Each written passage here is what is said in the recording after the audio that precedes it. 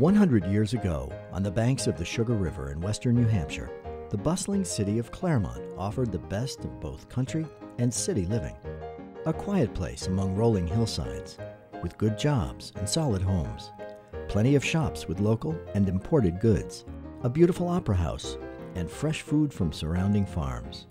Today, Claremont is on track to return to its former luster.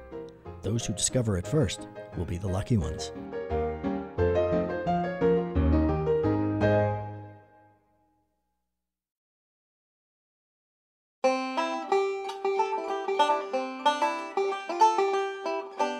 In 1762, Moses Spafford and David Lind of Connecticut were the first settlers to realize the full potential of this place. Falling water, tillable land, and access to trade routes were all here. These men were fortunate to be granted land highly favored by the royal governor. Back in 1740 or 1750, Governor Benning Wentworth took 200 acres of northern Charlestown, southern Claremont, northern Springfield, Vermont, and Wethersfield, Vermont, and had what he called the Governor's Farm. And that was the finest land in New Hampshire, Vermont at that time. Early mills, sawmills and grist mills, built along the Sugar River, took advantage of the river's 250-foot drop on its sweep through Claremont. Hillsides were cleared. Sheep farming was a natural fit. With water power and wool plentiful, Claremont farmers and millers were well positioned to ride the wave of the so-called merino craze of the early 1800s. The city's role as a textile producer was established. A major thoroughfare of its day, the Second New Hampshire Turnpike opened in 1802, running from Claremont to Amherst and beyond, putting Claremont on the map, both as an accessible source of quality goods and as an exceptional place to live and work. By the mid-1830s, both the upper village and lower village of Claremont were developing, somewhat competitively. To ensure the prominence of the upper village, a group of investors built a large modern mill near the present Opera House Square. Known as Monadnock Mill No. 1, now the State Office Building, it opened in 1841 as a cotton textile mill. For the next 90 years, Claremont would grow as a manufacturing city. Construction of mills No. 2 and 3 followed to accommodate the boom in cotton textile manufacturing that was sweeping New England. As the textile business flourished through the mid-1800s, so did the city. Parks, farms, and a busy commercial center coexisted happily. Residents could work, shop, and find entertainment all within an easy walk. It was a vibrant small city. In 1872, jacquard looms were installed to produce highly decorative Marseille and Madalesque cloth.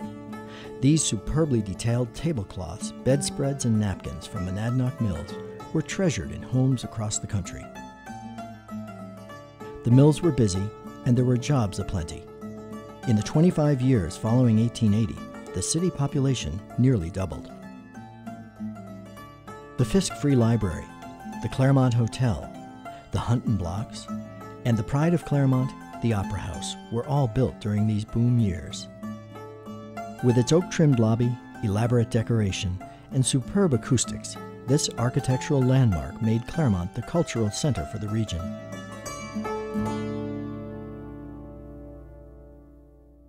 Textile manufacturing throughout New England declined after World War I. Competition from the South and relatively high transportation costs contributed to the end of textile production in Claremont. Monadnock Mills closed in 1932. The mills were not altogether abandoned after the textile business left. Pearl Wainshaw remembers how she and her husband came to be mill owners. At first we used the mill for storage, but then we decided to buy it. Business was good. Phil and Pearl Wainshaw sold quality furniture with casual terms. My husband would say, well, if you want, you can just pay it by the week or even by the month. Well, we were very gracious. It was that type of a place. That's why they liked to shop there. The 50s and 60s saw other businesses thrive in Claremont. Mrs. Wainshaw remembers a typical shopping night. It was a boom town, and Friday nights, I mean, you couldn't get across this Elm Street. Oh yeah, people would come from Hanover, New Hampshire to shop on Water Street.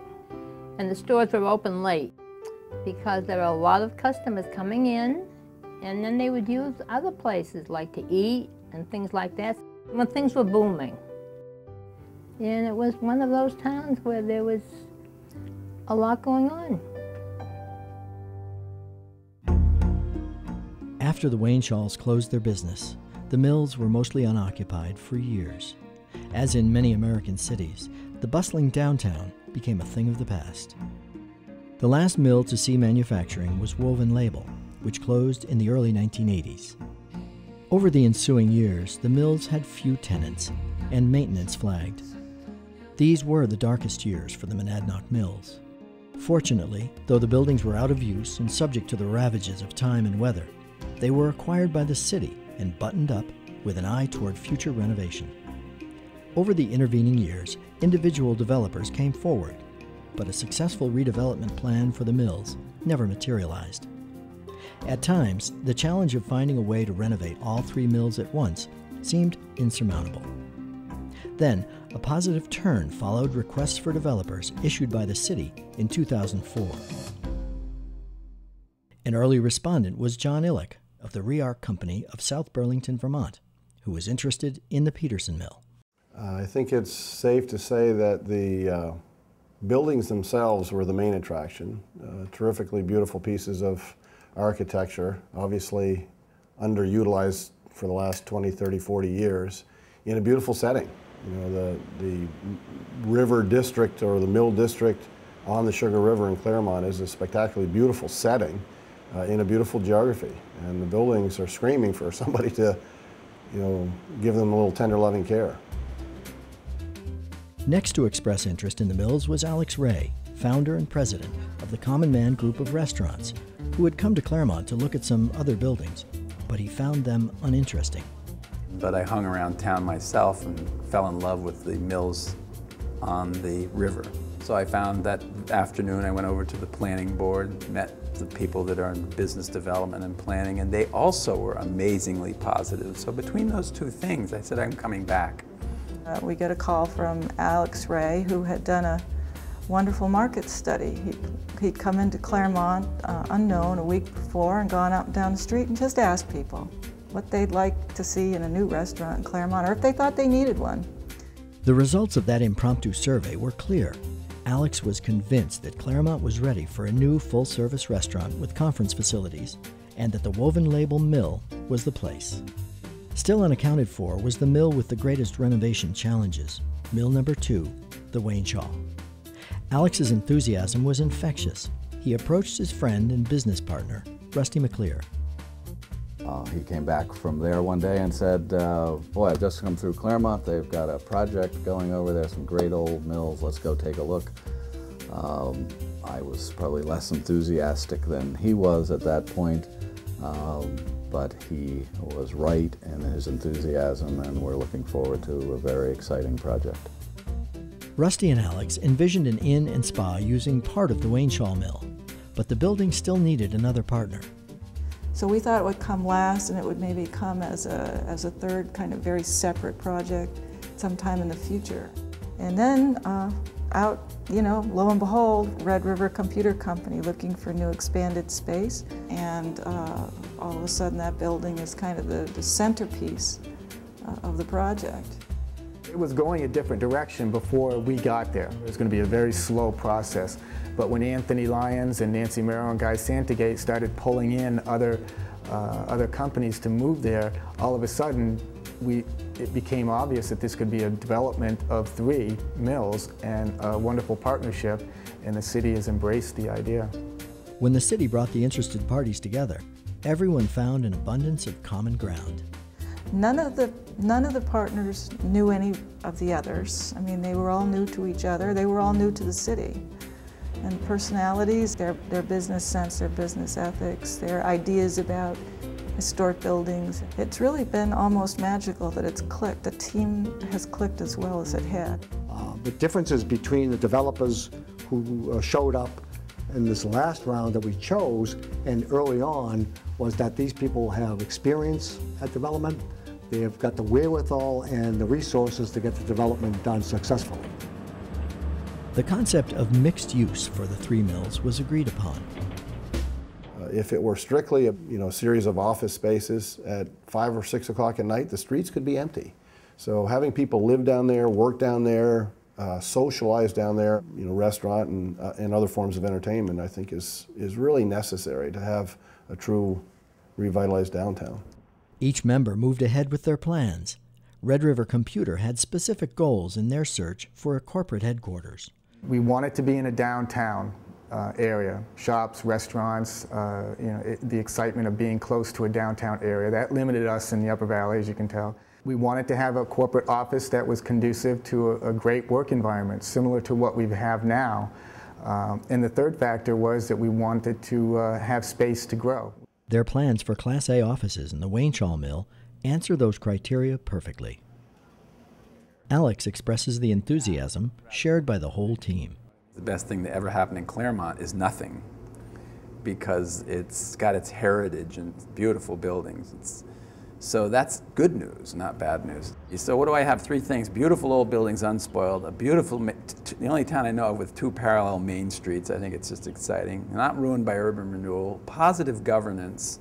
The city had protected these buildings, and it's right in the Upper Valley, and in a great state, in 91, and so we moved forward and said, let's do a restaurant. Grab a hard hat. Water Street is about to become very busy. The historic landmark mills will be cleaned, rubble removed, windows replaced, sidewalks installed, streetlights placed and lit for the first time. The Mill District will again join Claremont as an integral part of the city center. The construction plan is intricate. Getting the timing to work out well, where a restaurant, an inn, Red River's business function, to align at the same time along with the city's development needs has been very complex. But the good news is that the work is starting now and will be completed sooner than seems possible. So about a 12-month period. And that 12-month period will be a very intensive period of construction. A lot of people working on these buildings and all at one time. So most of the work is behind us because it was such a big project. It took bonding, infrastructure, financing, and that's all done as we speak today. So now we're ready to start digging in this. So we have our architectural plan. Everybody has their engineering done. We're ready to roll. We'll open next summer. That's our plan. Visualizing the completed structures takes some imagination at this point. With some help from conceptual art, here's what to expect. These loft units will have, in the open living areas, will have 12, 14-foot ceiling heights. They'll have exposed timber. They'll have windows that are 10 feet tall. Just beautiful monumental windows, wood floors, exposed brick. You'll have views of Mount Ascutney. You'll have views of the city of Claremont. You'll have views of the Sugar River. You'll live in a really pretty environment. For those who like that lifestyle of low maintenance urban living, it will be as gracious and charming as you can imagine. Red River will occupy the 4th and 5th floors of the Wayneshaw Mill. The 4th floor will be the main area for accounting and technical staff and infrastructure. The 5th floor will actually be the main entrance for the corporate headquarters. It'll be a very elegant entrance. The sales floor will be on the 5th floor, and we'll have our corporate conference room there that will have company functions and manufacturer-type executive briefings. All floors have phenomenal views up the river, Sugar River, and down the Sugar River Valley. It's a rushing river that comes through. It comes right underneath the building, and it's just a spectacular view. Office space on the 3rd and 6th floors will be available from Sugar River Mills redevelopment. The restaurant is 2 high floors with a function room for meetings and a lounge for people, outside deck patio. Probably not in the winter, but the roaring river going by, and 20-foot ceilings, massive columns that are 14 by 14. It's just beautiful. You'll enter in between floors. You have that visual of looking over that lower floor that's 100 feet long and 60 feet wide. Structurally, the building is fit as a fiddle, sound as anything. We're putting a whole new roof structure on it. It's going to be a nice modified hip roof that duplicates a couple of the old buildings that are right around it. So it'll be good looking. There is a mill driver, stream, if you will, that runs through and under the building. We're going to allow that to free flow through the building. There'll be a little bridge and the river will be running through the restaurant. And of course, complementing the restored mills is the city itself, a dense European design downtown surrounded by 35 square miles of rolling countryside and river valley farmland. Because it's not a giant city, you develop a lot of personal relationships with people that you really like. One of the problems with a small city is you don't have some of the things that you can get in a bigger city. As an example, you may not have the same football program. We've got that. You may not have this nice elaborate track, which is important for the school system. We've got that. There's a lot of infrastructure here that you don't usually find in a city of about 13,000 people, and people are very surprised when they come here and they see the infrastructure. Claremont has its own municipal airport, golf course, and ski area. Recreational options include a health club, hiking and biking trails, a boat landing on the Connecticut, and within a half hour are Okemo Mountain Resort, Mount Sunapee, a Scottney Mountain Resort, and Lake Sunapee itself. There are excellent educational facilities, including River Valley Community College and Granite State College. Located halfway between New York and Montreal, accessibility is easy via Interstate 91 and daily Amtrak service. Valley Regional Hospital in Claremont is a member of the Dartmouth-Hitchcock Alliance, and professional fire, rescue, and police departments serve the city. A full slate of worship options as well as youth and service organizations are well established in Claremont. Dining and entertainment options are expanding downtown. And there are many well-built, affordable homes.